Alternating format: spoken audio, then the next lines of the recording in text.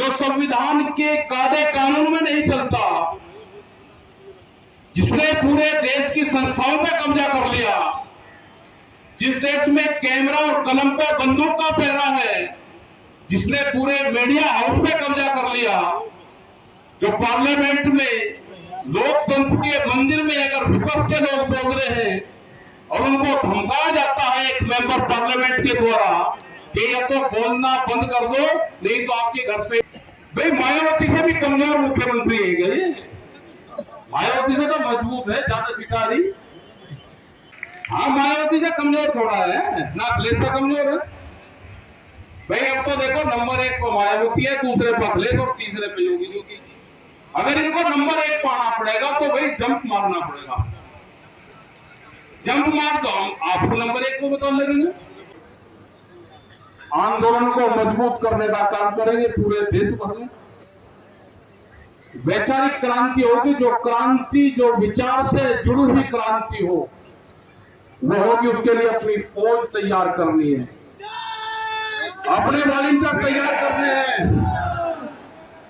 और ये ध्यान से सुन लो भाई,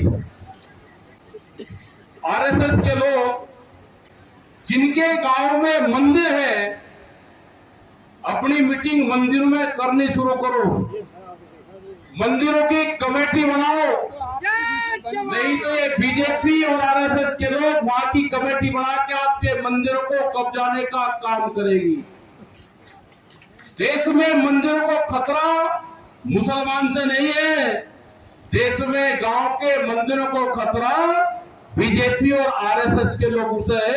इनकी बहुत संस्थाएं हैं।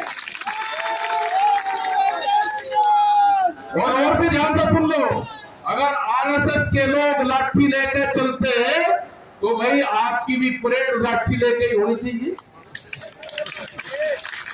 अगर उनकी मीटिंग, उनके साथ में अधिकारी उनकी शाखाओं में जाएंगे तो हमारे विचारधारा के लोग भी हमारे बीच में आएंगे, बैठेंगे।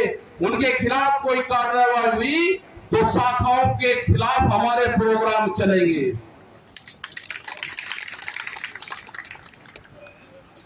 उनसे सीखने की भी जरूरत है।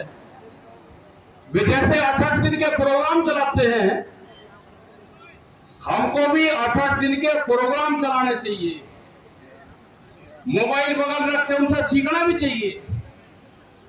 उन्हें पूरे देश को धार्मिक भावनाओं से जोड़ दिया, आप अपने देश के किसानों को किसान भावनाओं से जोड़ दो।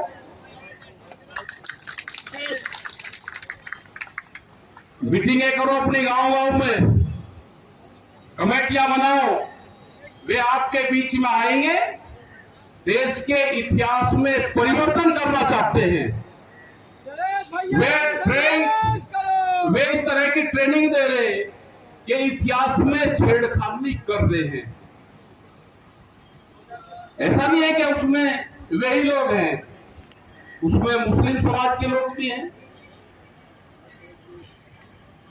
जो आरएसएस की विचारधारा रखते हैं, वे अपने वहां पे छेड़खानी करेंगे। उसमें सिख समाज के लोग भी हैं। भाई सिख समाज का और मुसलमान का बीजेपी से क्या संबंध है? भूल गए जो आपके साथ अत्याचार हुए। लेकिन इनको आरएसएस की ट्रेनिंग देके इनके ग्रंथों में छेड़खानी करवाई जा रही है। दरबार साहब जो हमारा धार्मिक स्थल अमृतसर में बड़ा, वो है, उनकी कमेटियों में आरएसएस के ट्रेनिंग शुदा सिख समाज के लोग वहां से घुसा दिए। तो इनसे बच के रहना। इनके विचार तो जरूर ले लेंगे, इनकी पॉलिसी ले लो, उस पर काम करने की जरूरत नहीं है। अपने बीच में देखो, ये हमारे संगठन में भी बहुत लोग घुसने की कोशिश कर रहे हैं धीरे धीरे। इनसे बच के रहना, इनसे बच के रहना। संगठन में इनके लिए कोई जगह नहीं भाई। जो आदमी देश को तोड़ने की बात करता है, जो संविधान के कायदे कानून में नहीं चलता, जिसने पूरे देश की संस्थाओं पे कब्जा कर लिया, जिस देश में कैमरा और कलम पे बंदूक का पहरा है, जिसने पूरे मीडिया हाउस पे कब्जा कर लिया, जो पार्लियामेंट में लोकतंत्र के मंदिर में अगर विपक्ष के लोग बोल रहे हैं और उनको धमकाया जाता है एक मेंबर पार्लियामेंट के द्वारा कि या तो बोलना बंद कर दो, नहीं तो आपके घर से ईडी और वे आ जाएगी, तो क्या इस तरह का देश में कोई आ जाती है? अभी इनका कोई एजेंडा नहीं है। इनका एजेंडा है कि वोट कैसे मिलेगी। देश में एक ही चीज पर रिसर्च हुई, फसलों पर कोई रिसर्च नहीं है। एक चीज पर रिसर्च जरूर है कि वोट कैसे मिलेगी, उस पर पूरी रिसर्च देश में हो रही है। और जो विपक्ष के लोग हैं भैया, इन्होंने भी गठबंधन बड़ा लिया, बड़ा कोबा हो गया, आपस में मत लड़ो। देश में अगर विपक्ष भी कमजोर होगा तो देश में तानाशाहों का जन्म होगा, तानाशाहों का जन्म होगा देश में। विपक्ष भी देश में मजबूत रहना चाहिए। जनता की कोई गलती नहीं है, जनता इनको कोई वोट नहीं दे रहा, लेकिन अब तो भाई जब गिनती होती है तो बीजेपी का हरा हुआ कैंडिडेट जीत का सर्टिफिकेट लेकर जाता है। क्या कोई एक आदमी कोर्ट में गया, कोई एक आदमी इलेक्शन के वहां गया और उसका असर यह रहा कि जो छोटे चुनाव हुए उसमें जो किसान का चुनाव था, जिला पंचायत का, जो बैंकों का चुनाव था, जो सोसाइटी का चुनाव था, अगर कैंडिडेट बीजेपी का नहीं है, दूसरा कैंडिडेट कोई किसान है, तो उसके सबके पर्चे कैंसिल हुए। शर्म आनी चाहिए भाई किसान संगठनों को। विपक्ष के लोग कोई आंदोलन नहीं कर रहे, और जब तक विपक्ष के लोग लाठी नहीं खाएंगे, जेल नहीं जाएंगे, घर के बेडरूम में सोएंगे, तो भाई सोते ही रह जाना। हवाई आपका हम नॉन पॉलिटिकल लोग हैं, अपनी बात कहेंगे, जो देश में सत्यता होगी वो कहेंगे। अगर सरकार, कोई भी सरकार खिलाफ किसानों के फैसला लेगी तो उसके खिलाफ हमारे आंदोलन जारी रहेंगे। हम अभी मध्य प्रदेश में जाएंगे 20 तारीख के बाद में, छत्तीसगढ़ जाएंगे, राजस्थान में जाएंगे, उसके बाद में बिहार में जाएंगे। तो जो भी सरकारें किसानों के खिलाफ फैसला लेगी, हम उसके खिलाफ वहां पे बिगुल बजाने का काम करेंगे। क्योंकि बिहार में भी 17 साल पहले बाजार समिति जो मंडियां हैं वो बंद है, बिहार में कोई मंडी नहीं है। बिहार के लोग इसलिए तो मजदूर बन गए, या तो वे मजदूर और लेबर बन गए, या वे पढ़ाई में चले गए तो अधिकारी बन गए। किसान बिहार में कोई बनना नहीं अब चाहता, क्योंकि बड़ा व्यापारी गांव में जाता है, फसलों को खरीदता है, उसको रेट नहीं देता। तो आप अपने आंदोलन गति रखें। बिजली का एक बड़ा इश्यू है, कई स्टेट में बिजली फ्री है, प्रदेश में सबसे महंगी बिजली। घोषणा पत्र में यह कहा कि बिजली फ्री देंगे, सरकार बनने के बाद में कहा कि 1 साल के लिए फ्री देंगे, लेकिन मीटर लग रहे हैं। मीटर में को फ्री बिजली कैसे आएगी भाई, वो टेक्नोलॉजी बता दो, वो नहीं बता रहे। देखो 5 साल मीटर नहीं लगेंगे, हम तो घोषणा पत्र को मानेंगे। या तो ये कहोगे घोषणा पत्र नकली था, जिसने घोषणा पत्र बनाया उसके खिलाफ रिपोर्ट दर्ज करो। अगला जो आपका चुनाव होगा 27 में, जब भी यहाँ पे विधानसभा का चुनाव होगा 27 में, उसमें घोषणा पत्र लेकर और उसमें कहोगे मीटर लगाएंगे। जो दस्तावेज है उसका फोटो लगा के बड़े बड़े होल्डिंग बनाओ, ये लगाने पड़ेंगे। आवारा पशु का एक बड़ा मामला है।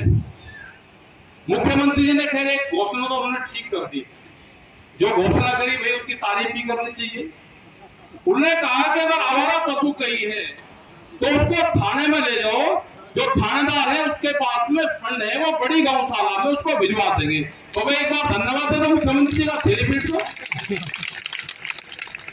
जो आवारा पशु है उनको पुलिस स्टेशन में ले जाओ, क्योंकि थानेदार के पास में फंड है, वो गांव को, पशुओं को बड़ी गौशाला में भिजवाने का काम करेंगे। भाई जब चोर को भिजवाने का काम करे तो ये भी तो इन्हें कौन भिजवाएगा?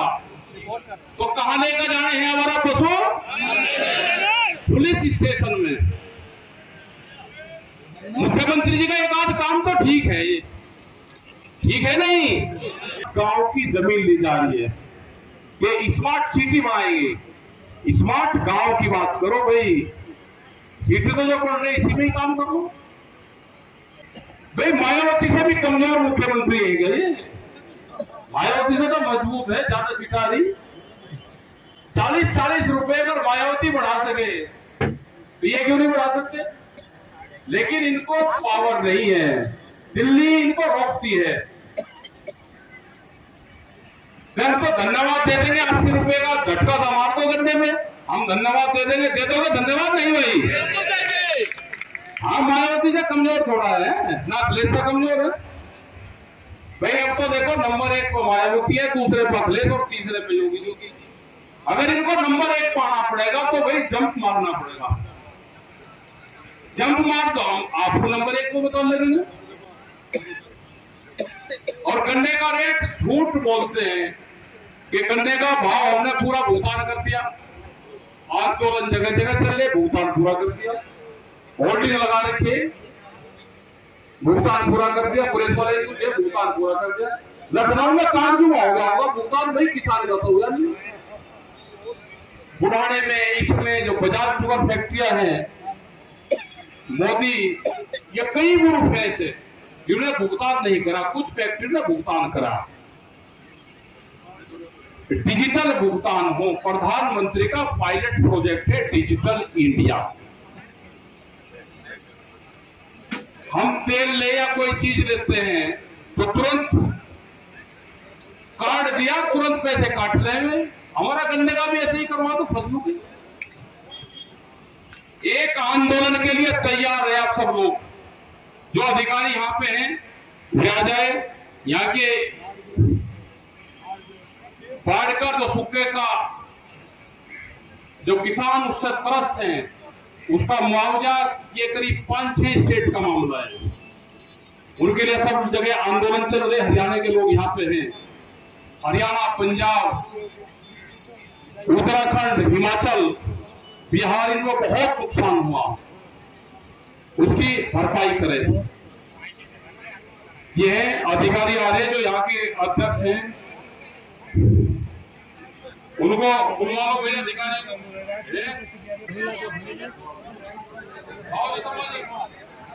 सबसे ज्यादा मेहनत भाई बुजुर्ग लोग करने वाले हैं, क्योंकि लखनऊ का संगठन का भी लिमिट नहीं रहा। जो नेता थे भाग भूखे भाई को छोड़ के, ठीक है। इनमें 2 पेज है, ये जहाँ भी होगा अपना भेजने का काम करना।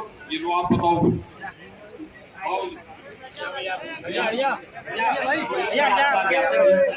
लिया गया है और जो भी संबंधित जिम्मेदार पद पे होंगे उन सभी तक आपकी बात पूरे जोर के साथ पहुंचा दी जाएगी। धन्यवाद।